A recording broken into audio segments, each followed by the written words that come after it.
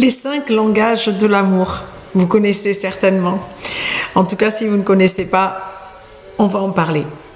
Les 5 langages de l'amour, c'est un livre qu'a écrit Gary Chapman, donc qui est un livre assez simple, qui a ressenti vraiment l'utilité de cette explication sur les langages de l'amour, qui a trouvé un écho très retentissant dans le public. C'est un best-seller et qui a vraiment qui a touché beaucoup de gens. Donc ça s'appelle tout simplement les 5 langages de l'amour. Et moi je l'aime bien ce livre parce que c'est une façon assez simple d'améliorer les relations avec les personnes qui nous entourent, pas seulement avec notre conjoint, mais de manière plus générale. Il ne s'agit pas de psychanalyse, il ne s'agit pas d'ailleurs d'un livre qui repose sur la science, il s'agit simplement de conseils par rapport à son observation. Et tout simplement, ce livre permet de comprendre, de chercher à comprendre comment arriver à toucher le cœur des personnes qui nous entourent. Donc même s'il n'y a pas eu de recherche autour de cela, mais ça a touché tellement de gens qu'on peut dire quand même que ce livre est assez remarquable, ne serait-ce que par la facilité qu'il a d'expliquer les principes et comment ils peuvent s'appliquer à toutes les relations. Donc moi particulièrement, je l'ai utilisé aussi avec des adolescents pour essayer de voir comment on pouvait répondre à leurs attentes, et aussi en donnant des conseils à des couples pour qu'ils comprennent un petit peu pourquoi parfois il y avait des incompréhensions de part et d'autre malgré les efforts qui étaient faits. Donc j'ai appris qu'il y avait une enquête qu'on pouvait renseigner. Je vous mettrai un lien en description, qui avait tout simplement une enquête pour pouvoir répondre, pour connaître son propre langage de l'amour. Et j'ai appris qu'il y avait même des entreprises qui avaient demandé à ce que leurs employés puissent passer cette enquête pour pouvoir savoir comment reconnaître la valeur des personnes qui travaillaient pour le patron, pour savoir comment ils pouvaient faire reconnaître leur valeur. Donc le principe de base de Chapman est que chaque personne a une préférence naturelle pour aimer, pour exprimer son amour et pour aussi le recevoir. Et cette préférence, c'est un langage majoritaire, un langage primaire, il y en a 5.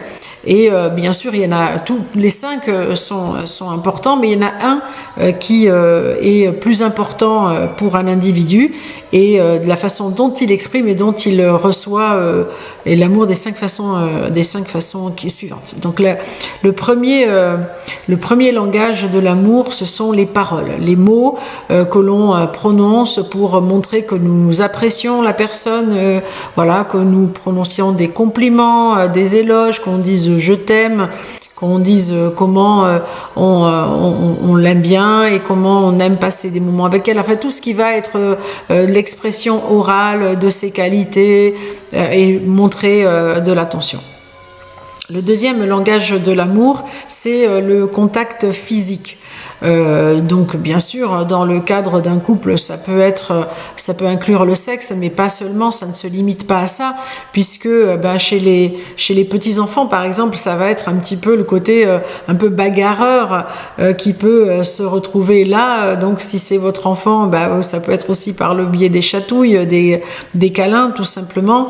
Les adolescents qui n'aiment pas trop forcément des fois certains contacts, comme ils refusent parfois les câlins, ça peut être juste une main sur l'épaule, ça peut être juste sur le bras, sur le côté, dans le dos, et puis pour un ami, ça peut être tout simplement de se serrer la main, de se checker, etc. Le troisième langage de l'amour, c'est de faire des cadeaux. Alors c'est pas forcément quelque chose de matérialiste, hein, c'est pas forcément ça qui, mais c'est plus le côté sentimental, c'est-à-dire donner une valeur sentimentale à quelque chose que l'on aura reçu de la personne qui nous l'a offert. Et donc ils apprécient le fait d'avoir quelque chose de concret qui leur rappelle l'amour de cette personne ou l'amour que eux aussi ressentent pour eux. Le quatrième langage de l'amour, ce sont les actes, les choses que l'on peut faire, les services que l'on peut rendre. Faire quelque chose pour quelqu'un, pour son conjoint, ça peut être lui faire à manger, ça peut être lui nettoyer sa voiture, ça peut être l'aider dans son travail s'il a un projet difficile, etc. Et le cinquième et dernier langage de l'amour, c'est de passer des temps de qualité, de passer du temps ensemble. Et évidemment, donc tout le monde aime un peu ces multiples façons, hein, elles ne sont pas limitées à une seule méthode. Mais le principe du livre de Gary Chapman, c'est que les gens ont donc un langage d'amour préféré, un langage d'amour qui est prioritaire sur les autres, et donc ils aiment donner de cette façon et recevoir de cette façon de l'amour. Et donc disons par exemple que moi j'aime les cadeaux. Donc ça veut dire que si je vais offrir un cadeau à quelqu'un, eh bien je vais y mettre beaucoup de temps, je vais peut-être même le fabriquer moi-même, je vais vraiment réfléchir longtemps à ce que ce cadeau peut revêtir pour la personne. Mais si je l'offre à une personne qui n'a pas ce même intérêt pour les cadeaux, eh bien, il se peut que malgré tous mes efforts, la personne n'apprécie pas autant que moi j'y aurais investi du temps et de l'intention. Et donc, c'est important voilà, de savoir que parfois la personne à qui on offre ce cadeau ne va peut-être pas le recevoir de la façon dont nous, on a ressenti la même chose, quoi. Et c'est pas grave parce que la seule chose, c'est que si vous l'offrez à une personne pour qui c'est le temps passé qui est le plus important, eh bien, il faut essayer de faire du 2 en 1. C'est-à-dire, moi, il faut que je sois quand même satisfaite de cette façon d'exprimer mon amour, mais je peux l'offrir tout en offrant un temps important, un temps de qualité à la personne, et de l'offrir à ce moment-là, comme ça la personne a ce temps de qualité. Et moi, j'ai quand même pu être satisfaite de la façon dont j'ai exprimé mon amour. Donc ça, de mettre beaucoup d'efforts dans quelque chose, si on voit que la personne n'a pas ressenti autant d'appréciation que l'on l'espérait, c'est peut-être parce que ces langages de l'amour ne sont pas les mêmes. Et c'est pas grave, il faut pas s'inquiéter si on n'a pas les mêmes langages de l'amour que son conjoint. De la même façon qu'on peut faire une traduction, on peut expliquer quel était l'objectif de ce cadeau. Si on y met donc une explication, ça peut quand même être expliqué. Donc si le langage amoureux de votre conjoint c'est d'avoir des moments de qualité, eh bien plutôt que de lui acheter un cadeau, vous pouvez vous acheter un cadeau à vous-même et vous organisez une soirée, vous prenez une babysitter si vous avez des enfants, vous planifiez donc un moment spécial et vous passez du temps avec lui, voilà.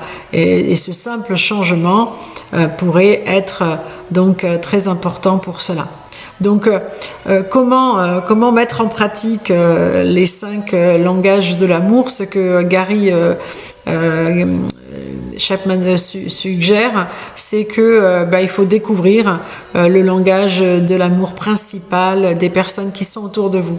Il faut s'efforcer de leur montrer de l'amour de la manière dont ils aiment le recevoir et déceler aussi la manière dont eux l'expriment pour nous.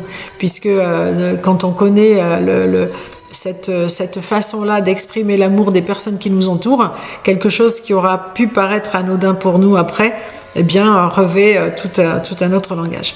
Donc, les 5 langages de l'amour, il y a un site web qui permet de répondre à l'enquête et pour découvrir quel est votre langage de l'amour et aussi essayer de faire cette enquête ou de déceler quel est le langage de l'amour des personnes qui vous entourent, de votre enfant, de votre enfant, de vos enfants, de votre conjoint ou même des personnes qui sont autour de vous, de vos employeurs ou de vos employés si vous en avez.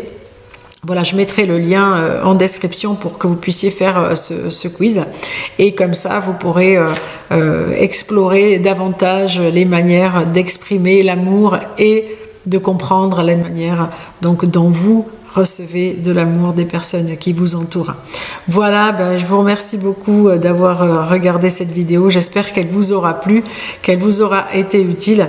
N'hésitez pas à liker, à vous abonner, à transférer cette vidéo à quelqu'un qui pourrait en avoir besoin.